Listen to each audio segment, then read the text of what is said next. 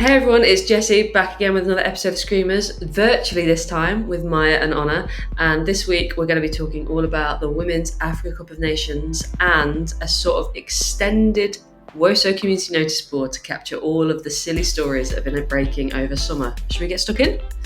Let's do it. Yeah. Before we get stuck into what we're going to talk about this week, guys, we did something a little bit fun, didn't we, this week? Hosted our first ever in-person Screamers event. Fun little pub quiz up in Islington. A women's football pub quiz. Women's football specifically. pub quiz. Imagine if we'd gone rogue and hosted a pub quiz about something completely different. just a giggles. I was so impressed with everyone's knowledge. Honestly, everyone did so well. Supreme ball knowledge out on display. It was Supreme tightly ball full. knowledge. We had a puppy. We had cartwheels. We had goal celebrations. We had it all. I can't believe no one got my Brian Sorensen question though, which was which WSL manager has 36 cousins? Yeah, because it's foundational knowledge for the WSL. It's to know. Exactly. Who is the other football fan? Yeah, you don't even Basic stuff. Name one of Brian's cousins. Just name one. Brian. Imagine if they're all called Brian. I think there's definitely a Tony. Yeah, there's Tony. But yeah, hopefully we'll get to do another one. But just one of many, many fun Screamers plans and bonus Screamers things that are happening over the next few weeks and months. Calendar's packed. The calendar is packed. Speaking of packed calendars, the women's football calendar is also packed because not only is it the Euros this summer, it's also the Women's Africa Cup of Nations. After our NWSL for Dummies, where we were the dummies teaching ourselves about something we don't know very much about, we thought it'd be pretty cool just to dip our toes into Women's AFCON before it gets started. We are by no means claiming to be experts. There are many, many good people across the internet doing lots to shout about African women's football and WAFCON and, you know, the sort of state of football in Africa currently. So we are not pretending to be experts, but it's been quite fun digging into some of the stuff that's been happening and looking into all the teams that are going to be playing in the tournament this summer. It's kicking off on the 5th of July. It's been hosted in Morocco. It's the second time in a row that Morocco have hosted a tournament, and I think they might also be hosting the next at least one, possibly next two women's AFCONs as well. Wow. Which I think is quite interesting considering how we see other tournaments move host country to host country each time. There's a conversation, it's like, is that more sustainable? Is that more helpful for the growth of football? Maybe that's a conversation for a later date.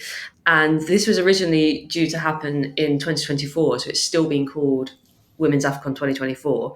The marketing materials had all been made with the original date on, so I think we're just keeping it as WAFCON 2024. There's a whole mix of teams. So 12 teams in total. There's a real mix of, like, you know, the heavy hitters of African women's football versus some sort of relatively new players. So I guess, yeah, should we go through the 12 that are going to be fighting out in Morocco this summer? Let's do it. So first up, we've got Morocco, who are the hosts, who were finalists in the last iteration of the tournament. And there's a couple of names that I think people might recognise, most notably Rosella Ayan, formerly of Spurs, for all the lovers of Spurs that we know we have. One of Leah Williamson's besties. Yeah, they're besties, aren't they? Are they really? Yeah. I had no idea. There you go. All the London football girlies, I feel like they're all one giant interconnected squad, aren't they? And then also, I guess the other sort of player that I was reading a lot, I was getting a lot of shout outs, is Ghislaine Chebak, who's the captain, most capped ever player for Morocco. Wow. And her dad was also a Moroccan international as well, so it's very much like in the family. I love that. Which is really cool. The other, I guess, interesting thing about Morocco is their coach. Boo. Yeah, big boos. Morocco are coached by Jorge Vilda, who I'm sure some people remember from infamously the coach of Spain when they won the Women's World Cup, and who moved on from the Spanish Federation in the fallout that happened after the final, which I don't think we need to touch on here. But yeah, so it's quite interesting that he's wound up elsewhere in women's football, I guess. Unsurprising, in my opinion. It's just crazy that no matter how tarnished your reputation is on the world stage, you can still get such a high profile job. So then we've got South Africa, who are the reigning champions. Exciting, because they hadn't won before. No, never. I think they broke the stranglehold that another team has traditionally had on women's AFCON. We've saved them till last simply because they do seem to have. I couldn't believe how many times the tournament has been ruled by one team in particular, which I'm sure anybody who knows anything about women's African football will be able to get who we're talking about. But yeah, South Africa is so cool that, first time, and also they're just sort of like fairly new to breaking into the World Cup as well. They've played in a couple of World Cups now. It's really nice to see it developing, because it's like whenever someone breaks into being able to win a competition that's been dominated by someone else, it really signifies like the competition is growing, which, as we always talk about, is such a good thing for these types of competitions. Like, they're only interesting to watch when there is a tight competition to be had, really. So it definitely shows progress, and that's really exciting. And not most of them, but a lot of the players from South Africa are from the Sundowns, who I've decided are Barcelona. Just looking at like all the results in like the Champions League, they like clean up. They won it one year without conceding a goal. Like, they're Barcelona. They are the Barcelona of crazy. The leagues over there. So who knows? Maybe hopefully they sort of stage quite a good defence of their. Who's their goalie? We should be trying to poach them for the WSL. Hey, I thought you were very happy with Van Domselaar. No, I'm very happy with Van Domselaar, but I think some other teams have some work to do in that area. Not naming any names, but yeah, no. If Liverpool, if you want to take a look at the Sundowns goalkeeper, and then we've got Algeria, who've never made it past the group stage. They didn't qualify for the last iteration of the tournament, so I'm sure they'll be hoping to go much further than they ever have done before. And then Ghana, who also didn't qualify for the last tournament, but one of our faves, Chantel Boy-Halorka, previously of London City Lionesses, made her Ghana debut earlier this year. So that'd be very cool if she gets to compete on the big stage. They've also Do we know where she's going from London City Lionesses? Is she leaving? I think she was on that sort of carousel of players who got released with absolutely no fanfare. She's leaving, but I don't know if we know yet if she's got somewhere to go. I was looking on their Instagram and I couldn't see anywhere. So it's still TBC, watch this space. Still TBC. Hopefully she makes a squad for the tournament, because it'd be quite cool to see her banging in some some balls on the biggest stage. And then we have Botswana, who made their tournament debut in 2022 and also reached the quarterfinals, which is insane. And they have a player who also plays for the Sundowns, Refiloe Tolakele, who is the maybe reigning Cheddar Golden Boot Champions League forward as well. So, and I was reading an interview with her. She said that the first WAFCON was a shock because it kind of showed where they needed to be, even though they got to the quarterfinals, but that they're hoping they go even further this time. So who knows? That's so exciting. Ones to watch, maybe then. And then we've got Democratic Republic of Congo, who haven't been in the tournament since 2012. So feels like there's a bit of a theme there. Seems like it's going to be a really different matchup to what it has been in previous years. And then Tunisia, it's their third time qualifying, and they did get to the quarterfinals in 2022. So again, maybe one to watch. Yeah. And then we have Senegal, who have qualified for the third time and previously have got to the quarterfinals in 2022 when they were knocked out by Zambia on pens. And they just missed out on Women's World Cup qualification last time around as well. So it kind of seems like they're getting closer and closer. So maybe another one to watch. Their nickname is the Lionesses of Teranga, which is pretty cool. Are we locked in? Is that us locking into supporting Senegal? Yeah. Is that what's happening here? I think it could be. I think that's a great nickname. I mean, to be honest, there are some other great nicknames. South Africa with Banyana. Yeah. And then Ghana, I've got they're the Black Queens, which is just iconic. Great vibes. And then I guess moving on to the last few teams, Zambia, who I think is maybe the team that's stacked with the most players that those of us who don't follow African women's football as much would know. So we've got Grace Chanda, Prisa Chilafia, Barbara Banda, and Rachel. Friend of the pod, Barbara Banda, friend of the pod, Rachel Kundananji. They're all friends of the pod, and I'm sure they will come on afterwards and recount their experiences at WAFCON. But they're another one that's like the sort of trajectory is rising. So it's their first time qualifying rapidly rising. 5th time qualifying, came 3rd last time at the tournament, qualified for their first ever World Cup. Barbara Banda, I remember the goal. It was the 1,000th ever Women's World Cup goal was scored by Barbara Banda. Like, Had to be. Like the kind of Destiny. like storylines that she is crafting.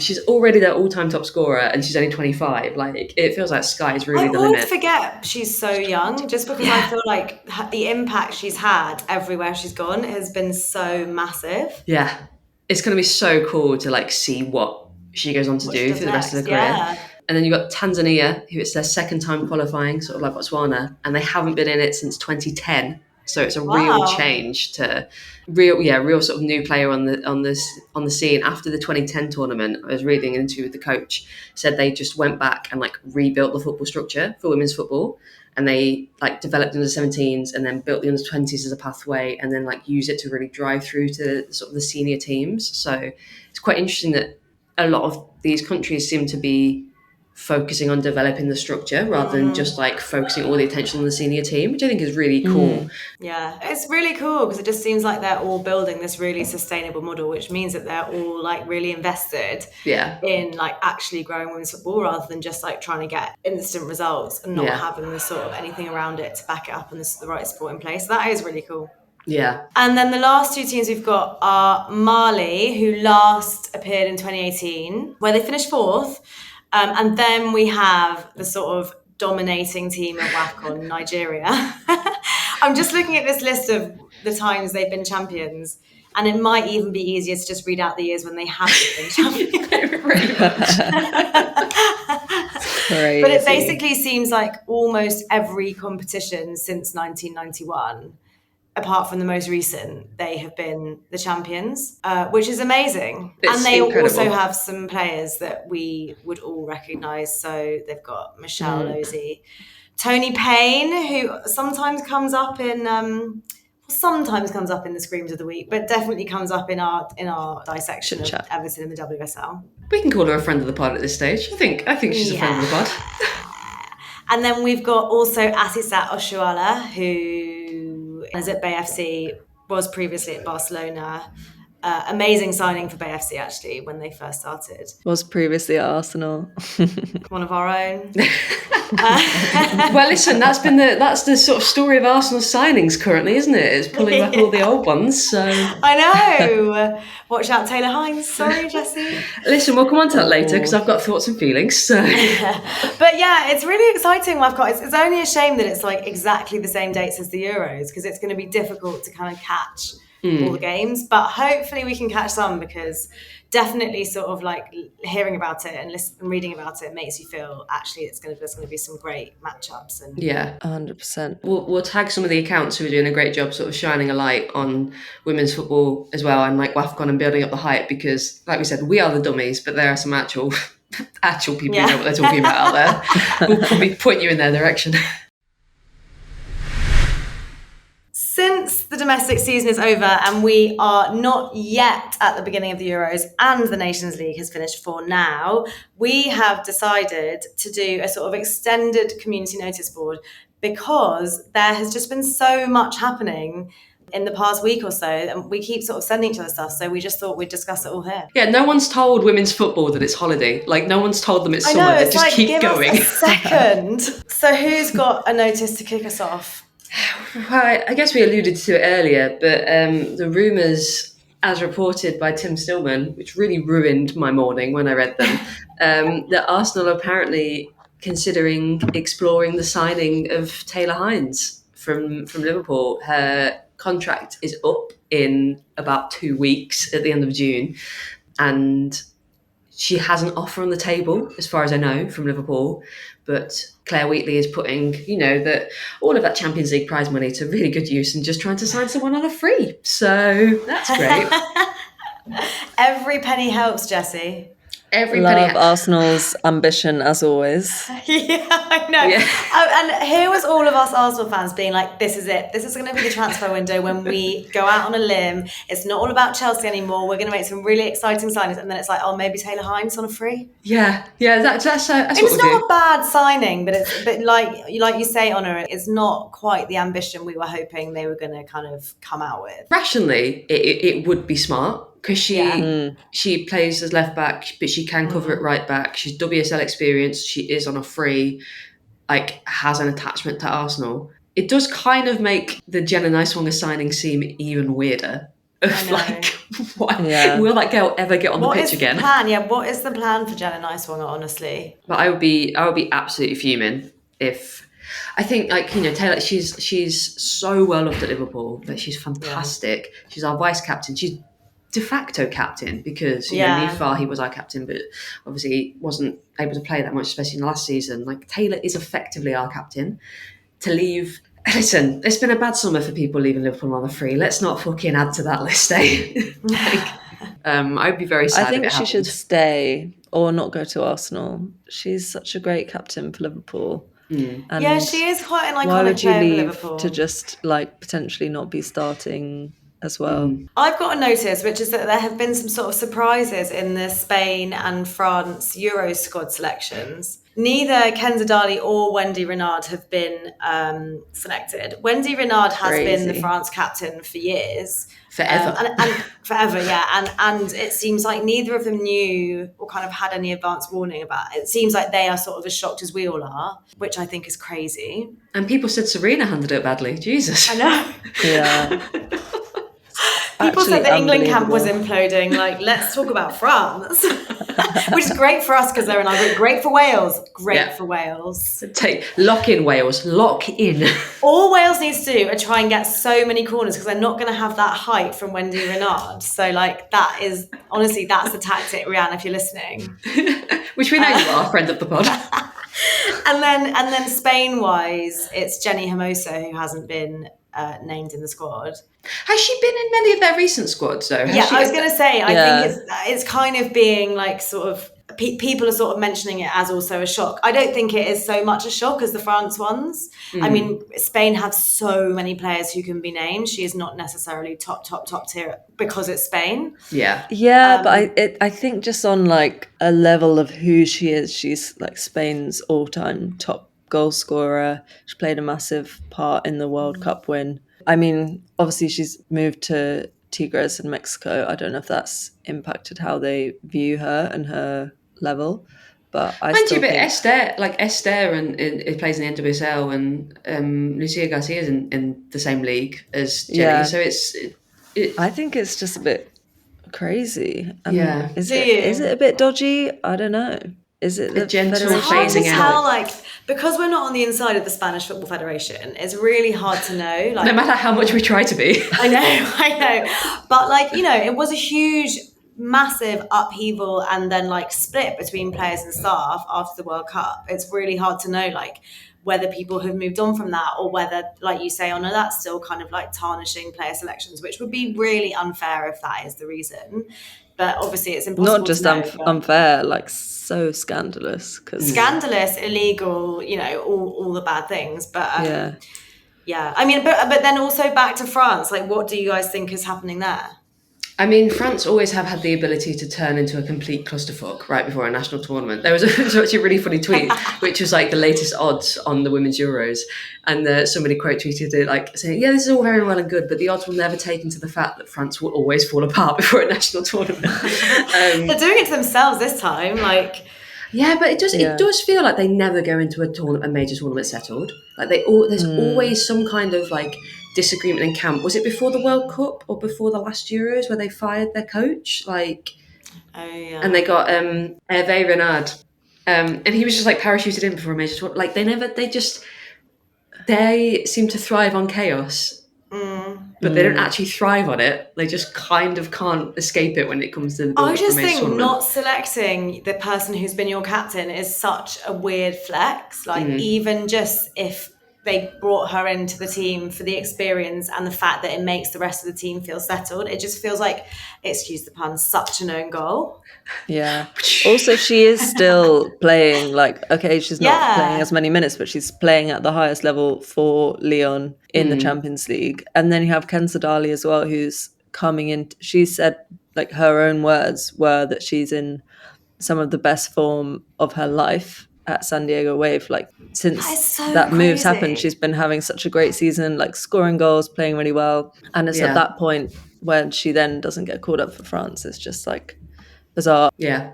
And Le Sommer as well. Like, Le Sommer, again, is not playing that much, but if you have someone like Gilles Le Sommer at your disposal, why are you not putting her in the squad? Like, it's madness. It is crazy. But I mean, let's see what happens. Maybe they're really on something and France is just going to be incredible. I doubt it, but let's see. Yeah, and I'm sure we'll have, who knows, the situation might have developed even more by the time we get around to recording our Euros previews. So, true, watch this space. Has anyone got any other notices? Well, something that broke annoyingly just after we recorded the last episode, because they didn't consult with us first. They never do. They never fucking do. That Spurs have parted company with Robert Villeman, who's been sacked after keeping the team 1 point or whatever, 1 place above the relegation zone. Real one club mentality there at Spurs, that both the managers kept them just out of the relegation zone and both the managers were fired. I don't think this is a huge shock, is it? Like, we've been lamenting Spurs all season. They haven't had a good season at all. Every time, like in the last few years, that I think Spurs are like pushing on, they then just stop and go backwards again. It's so strange. I wonder what is actually happening there. And it's not like they don't sign good players. Yeah. If you're looking at the players that clubs have, they shouldn't be doing as badly as they do. No.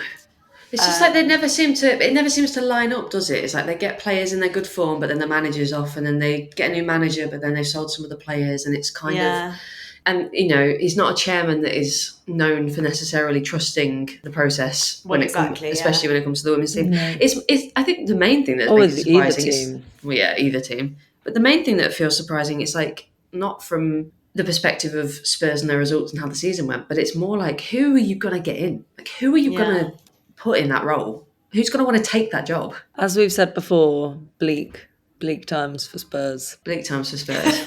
And they only continue. Everyone has just signed a contract extension this season. It's like, actually, is the ink dry on that? Can I maybe get a redo? Like, who knows? Maybe all of them. There's a lot of that Spurs squad that played at Arsenal as well, so maybe Claire will be calling them back. Speaking of to Arsenal, I saw a rumour that Arsenal want to sign Salma Paraluelo. Did you? Yeah. Now that is interesting. I can't remember the source, but I saw it. It might be you. You might be the source. I mean, it's interesting because obviously she'd just be like an incredible signing. She's only 21.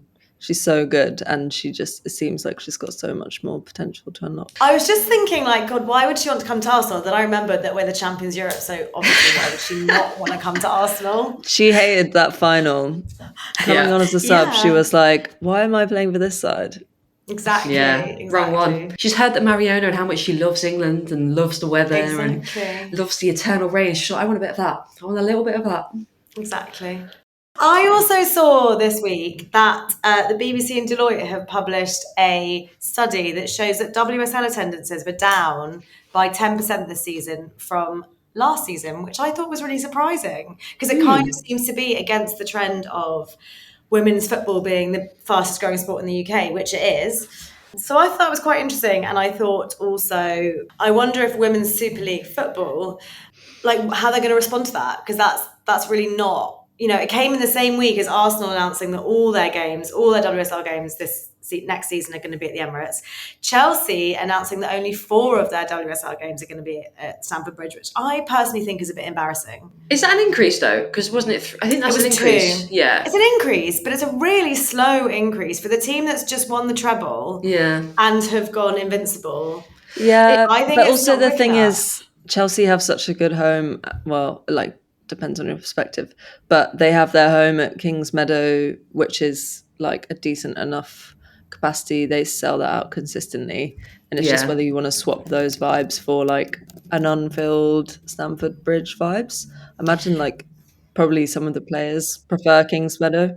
But I feel like the ambition should be that we should be getting more than 2,000 fans to a game. Like the Kings Meadow capacity is around 2,000. That's not like ambitious or, you know, in like for the most dominant and best team in the league, they should have higher aspirations than that, in my opinion. It feels like also if there's any team ownership and team structure that can like take the financial hit of having the main club stadium not necessarily for is Chelsea. It'd be quite interesting though, I guess, to see did the report like break down team by team? Because if I do wonder if it's like the growth is being driven by some clubs. So like I think Man United seem like they're getting more fans. Man City have got a good base. But Man United's average fans were still kind of single figures at the games, as in none. Single their figures was like that. So three. 8 Sorry, people. I am not a statistician. Clearly. No, sorry, I mean like less than 10,000. Yeah. Per game. I mean, it's good. It is good. But even if you're thinking about Man U getting, like, I think it was, I can't remember now, but it was less than 10,000 a game, but it was much higher than 2,000. Like, again, I repeat, Chelsea should be aiming a lot higher than the capacity of Kings Meadow, I think. It's going to be really interesting now to see as well with Everton moving to Goodison Park. Yeah. What happens there? I know they're going to be capping the attendance, I think, or reducing the capacity. But obviously going from Walton Hall, which is tiny, to like a big stadium. Yeah. I'm kind of less worried though about Everton because of the way they've done this process and they've like explored the possibility. It's exciting. Like it seems like they actually will take a step up because of the way they've gone about. I think that's it though. Like, I think Chelsea staying at Kings Meadow because they want to like preserve the vibe is fine, but only allowing 2,200 or whatever fans to be able to come to your games does not exhibit a growth mindset. And they should be of the mindset that they are trying to grow the fan base. But if they're limiting that fan base, then why do they expect to suddenly randomly be able to fill Stamford Bridge like 4 times a season? Yeah, no, it's a good point. And it will be interesting to see actually what the Euros does and what impact the Euros has and what impact Arsenal's Champions League win has as well, because I feel like that always tends to lead to spikes, doesn't it? So actually, Kings Meadow, I thought it has a capacity of 4,800. Not that changes. Okay, fine, 4,800. I just think like, you know, especially like even saying they're only doing 4 WSL games, again, like if the Euros is going to boost the popularity of women's football once again with players like Lauren James, Niamh Charles, Hannah Hampton, they can't capitalise on that because they don't have the space. Yeah. So it's just such a missed opportunity. What's going to be really interesting as well is I imagine the league, the averages will probably drop again next season because of who's coming up. Because I don't know what the capacity is for London City Lionesses, but I can't imagine it's huge. That's interesting. If you've got a league where you've got all games happening at the Emirates for Arsenal and then all games are happening for down in Bromley with a capacity of, I imagine, is about 2,000. Like it's like a perfect encapsulation, isn't it, of like the difference and the distance between top and bottom in the league. Yeah, exactly. Speaking of disparities in the league, I guess that was the other sort of news story that we saw, wasn't it? Was the players having to spend about £4,000 a season funding their own boots, which also then nodded to the fact that Chelsea and Spurs, as part of their deals with Nike, make sure that all players who don't have boot deals get effectively supplied with boots throughout the season, which I thought was both great, also mad that not all clubs is insisting on that. Yeah, crazy. I mean, good for Chelsea and Spurs for doing that, to be honest. It is what all the clubs should be doing. Yeah, a lot of way to go still, isn't there? As much as... It's just like the latest in a long, shocking list of things. Like you think about earlier in the year when we were talking about the pitches that we were playing on then in the Champions League. It's just the latest in a long line that reminds us, there's still a long way to go. Longer way to go. But in some good news, we also had 2 football royalty, varying degrees, weddings this week. Didn't we? Oh, the little bit of varying degrees there. I want to see it break down. We had DVD, a club legend. Club legend for Leon, club legend for... She is, to be fair. Yeah. Ex of our very own Mido, marrying Ellie Carpenter. And then we had Beth England with bridesmaids Sophie Ingle and Jess Carter. It was really cute watching all of their bridesmaid content. Like it was all under like the TikToks they were doing. Their friendships are so wholesome. They are so lovely. wholesome is exactly the word. They were very wholesome girls, and it was like doing their little like transitions between like the pose and the photo, and I was like, oh, that's actually really sweet. One last thing to shout out before we go is you might have seen us posting about it all over our socials. Maya's incredible documentary about Emma Hayes, which I saw someone on Twitter said should have been called "It's Not Fucking Over." Would have been a bit of a harder sell. But it is premiering at Raindance on Saturday, the 21st of June. There are still tickets available because it was selling so well. They bumped it up to a bigger screen. So if you want to come and watch an incredible doc and hear a Q&A with the director herself, call it a live bonus episode of Screamers if you want. That's what we're going to market it as. Jessie's going to be filming it on her phone. Yeah. You're going to be seeing many videos from it. But yeah, the link is in our bio, and we'll put the link in the episode description as well. So if you haven't got tickets, you can get tickets now. That's all we've got time for on Screamers this week, but join us next week when the Euros warm-up begins. But until then, you can follow us on TikTok, Instagram, YouTube, all of the socials at @screamers_pod, or if you feel like writing us an email, you can at screamerspod@gmail.com. And don't forget to subscribe on Spotify or Apple Podcasts or wherever you get your podcasts so that you're first to hear when a new ep drops. Bye. Bye.